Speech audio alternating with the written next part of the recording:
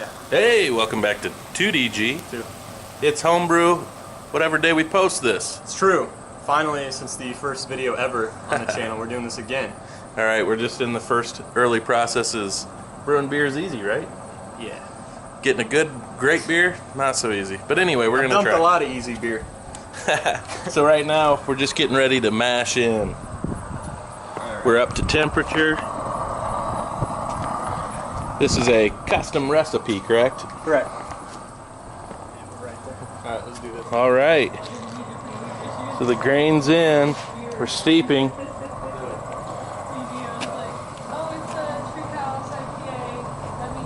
So the process on making beer is relatively simple. You soak some grains at a certain temperature to extract the sugars and so forth. I'm going to give a very not nice shout out to Northern Brewer, whatever you're called, website that I ordered a steel pump head from. Didn't work out the box. Super stoked about that. Kind of really screwed up my process that I was planning on using. So thanks. And hopefully we can salvage it. Salvage the day. Temperature seems to be holding right where we want it to. So we'll wait and see how screwed we get by it. But yeah, thanks. Appreciate it. So again, this is a proprietary recipe that he developed. That's what we brew. I think the first beer you ever did was an out-of-the-box kit. Yeah, and I don't think we've ever done one since that's been a published recipe. We develop our own. So, yeah, you mash it in, you soak those grains, and then you rinse them a little bit to get even more sugar on it. Then you boil, then you cool it, and then you put yeast in it and wait a couple weeks. You got beer. It's easy as that. Oh yeah. Makes that easy. Doing an iodine test to see how conversion's going.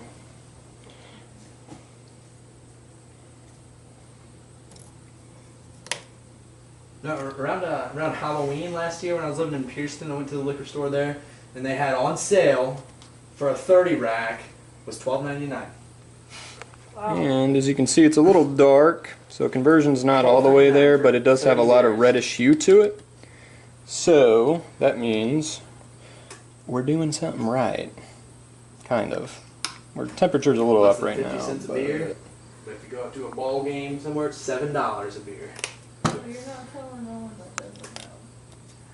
We spent. So yeah, you can see it's red for the most part. It does have a little bit of purple. So we cut down the heat right now to drop it down to a more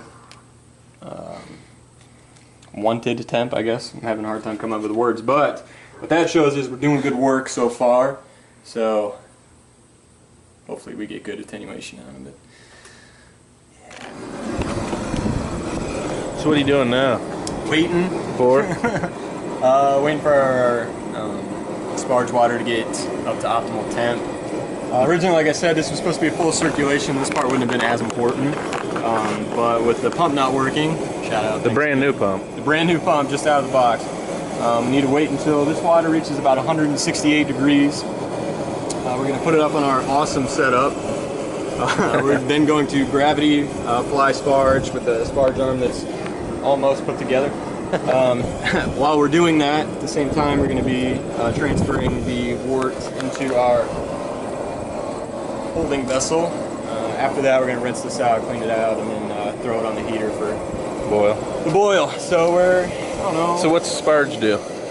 Sparge rinses the grain, so it ensures that you get all the sugar out of it that you need. Why do you need the sugar? Alcohol. That's the fermentable. Yes, that's how you get drunk. The yeast has to have something to work with. That's what we're getting. Looks great, huh?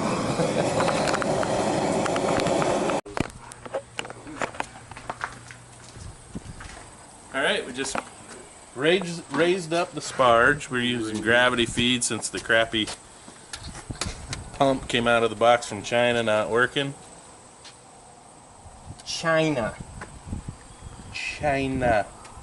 We're going to sparge, and that's basically introducing New fresh water to wash through the grains as you exit out water into your Water. Water, I should say wort. Yeah, we got a nice gentle sparge because you don't want to really disturb your grain bed a whole lot. And we're introducing this water into the tank at roughly the rate in which we're pulling water or wort out through here. What this does too is because it's at such a higher temperature, it's going to stop conversion, so you're not wasting anything out of it.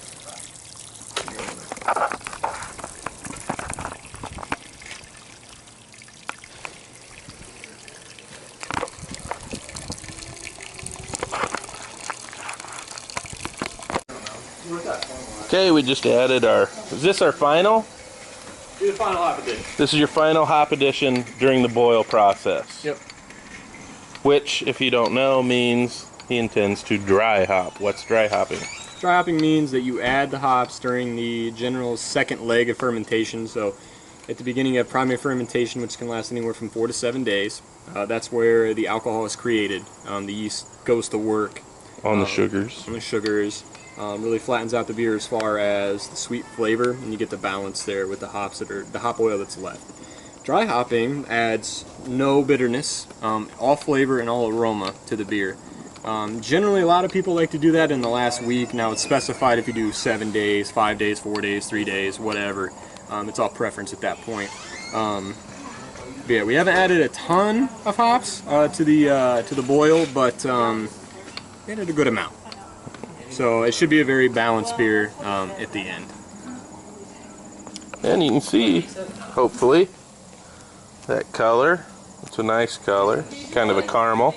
As I say, if you ever become discouraged and it's one of your first brews, and admittedly it's been a while since I've done it, especially on a larger scale, don't be too discouraged what's within the pot. So once you empty out the remaining from your sparge or anything like that, that's once it's out of the tube, and then you put it into another container or something. That's what it's really going to look like. So don't get discouraged by that. As you can see here, it's starting to boil up. There's more of a green foam. That's what hops do, at least in the first couple minutes that it's in there. So you got to really take care of that so it doesn't boil over. Boilovers can be a mess. As you can see, you get a real sticky mess that sticks on there.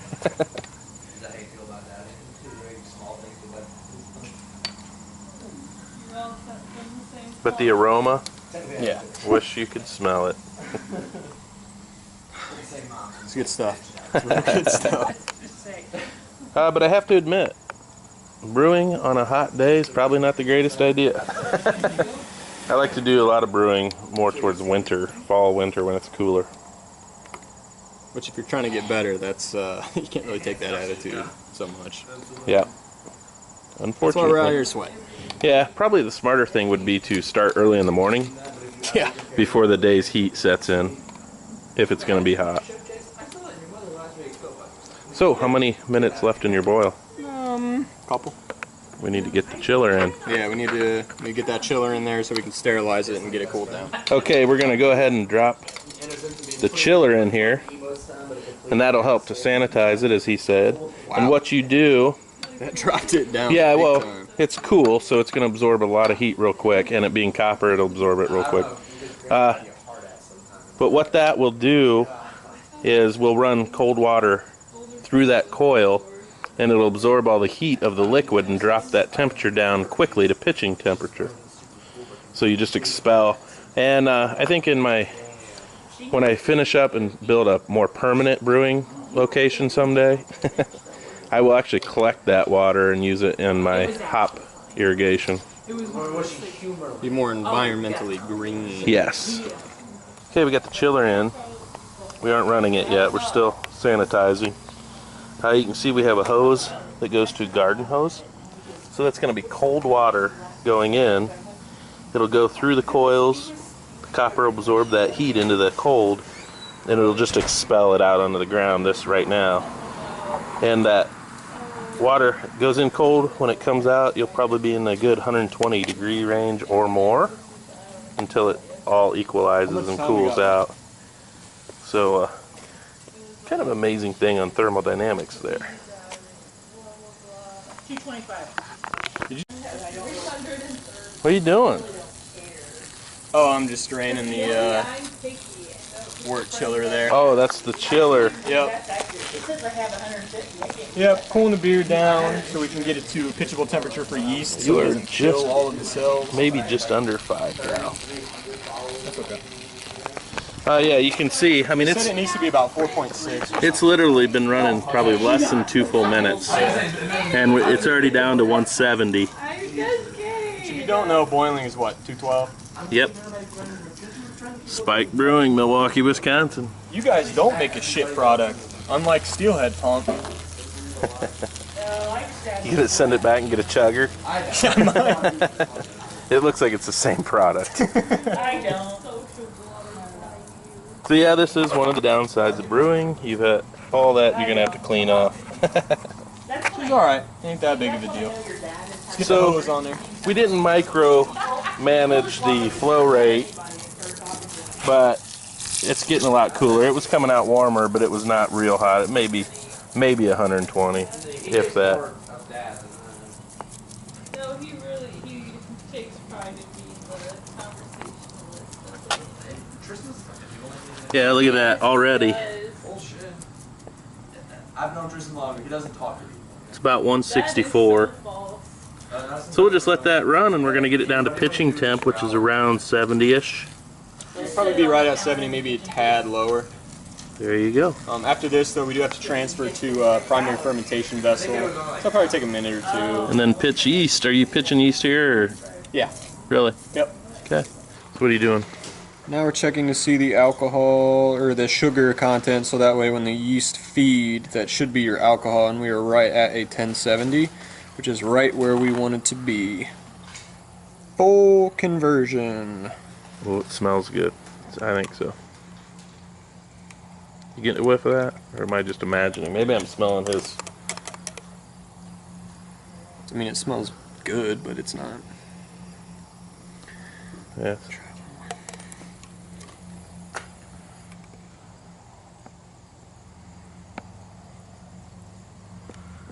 Yeah, right at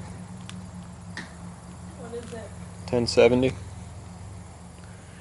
Now, for conversion's sake, what should that round out to after a proper Fermentation. fermentation? Should be about, you want to drop it down to about 10 or 1014, so it should end up about 7.3, 7.4% alcohol by volume. Nice. Nice. Let's get this transferred. All right.